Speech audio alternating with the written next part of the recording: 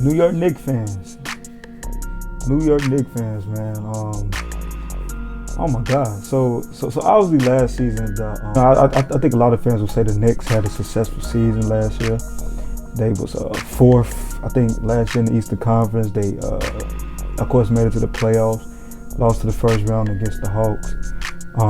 But a lot of Knicks fans, you could tell, whether you on Twitter or just in the NBA community, were really excited about this team and what this team could possibly do in the future.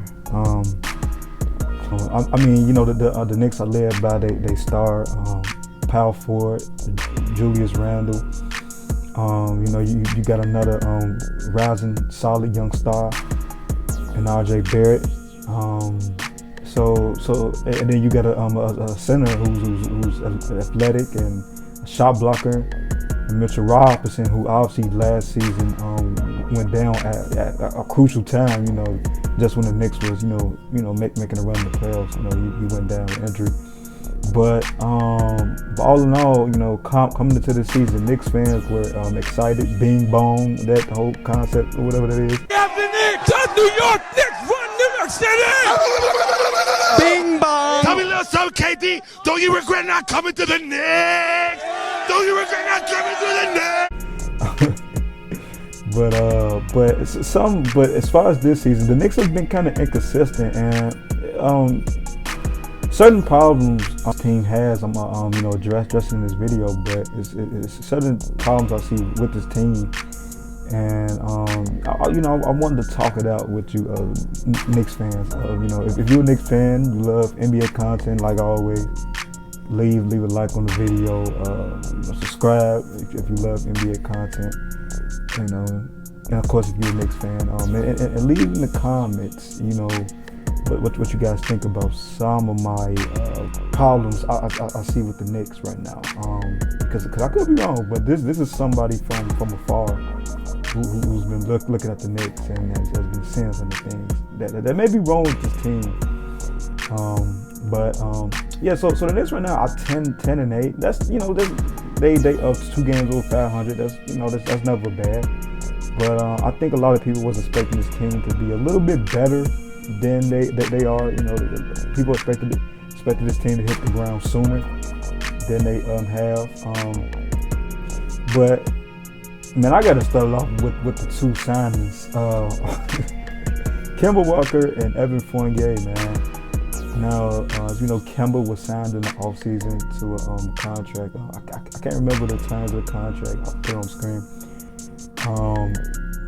Fournier was also a signing for this team. And in the offseason, across the league overall, a lot of people applauded the Knicks for these moves. Me personally, I kind of felt like, I kind of feel like they were kind of lackluster moves. But they ain't, of course not bad moves, but I don't know, man. I always think about New York, being that team, who has the money to go after certain guys, and so I don't know.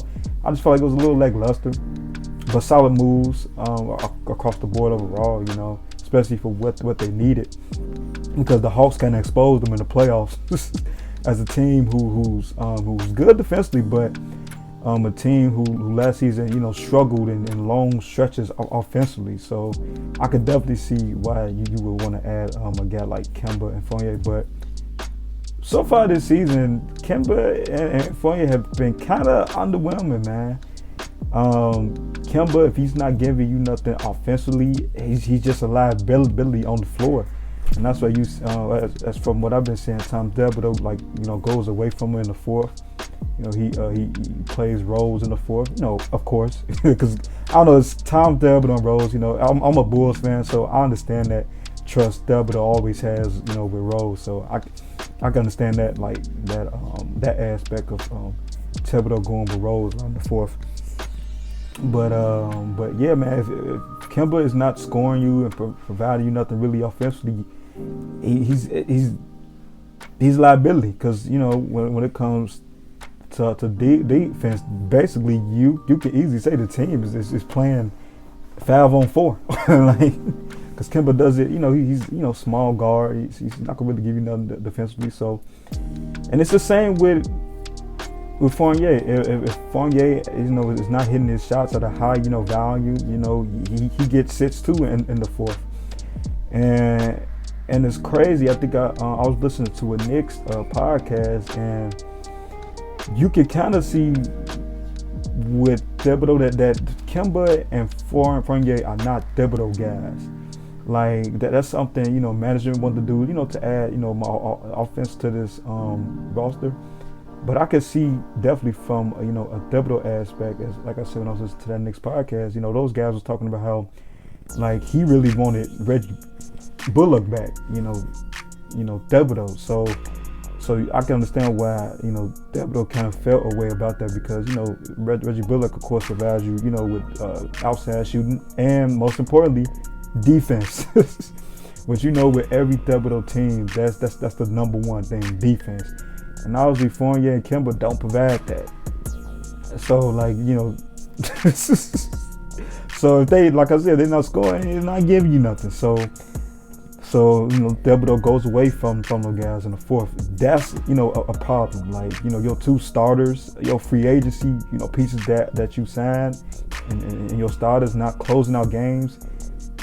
That's been a problem, and that's been a problem why you probably been seeing a lot of inconsistent play from the Knicks, because guys really don't know their roles. Like you don't know if you gonna play in the fourth. The guys don't know. Okay, am I finna come? Like it's a lot of, you really don't know your roles. So that's where you kind of get inconsistent play from the Knicks, I feel like.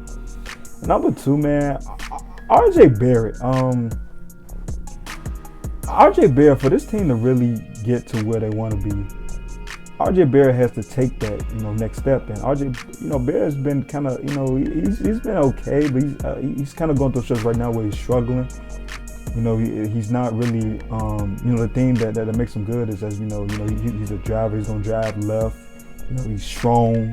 So he most of the time gets to the basket. But I've been here missing a lot of little bunnies, and just of course the shooting has always been kind of iffy.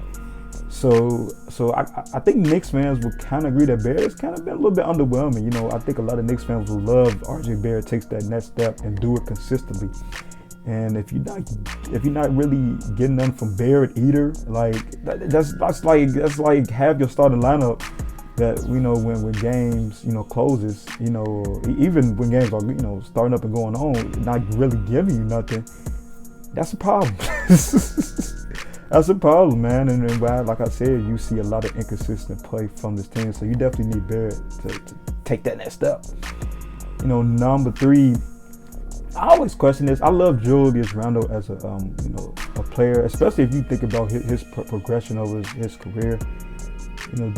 Julius Randle, since when he's on the Lakers, has really made a lot of progress. But the one question I always had about Randle is Randle a 1A guy on the championship team? And I think even Knicks fans would agree, no. Man, Julius Randle, man, it's just like like I said, he's a good player. He's he's going. I think a lot of Knicks, from what I've been seeing from him, and I think probably Knicks fans would agree, is like I think a lot of Knicks fans would love to see him, take advantage of his size more. Be more in post-up situations. Because I see him a lot. Taking a lot of jump shots, and for his size, it's like, dog, like. And then like he's kind of a streaky jump shooter. He ain't the best jump shooter in the world, and we know too he's not a. He's okay passer, but he's not really a guy that's gonna make teammates better around him. I think somebody even said that he's kind of Russell Westbrook East, like. No, they would say he's Russell Westbrook, but like in power forward. Like if Westbrook was a power forward, that's basically like Julius Randle, and I found that hilarious because you get kind of like I kind of agree with that. So I think that's another problem the Knicks having. Like I just don't feel like Julius Randle, is not that 1A guy. He's good, he's solid, but you definitely need to bring other pieces around him. Build around that that team. I don't know if you can necessarily win or go far in the playoffs with Julius Randle as your 1A. Me personally.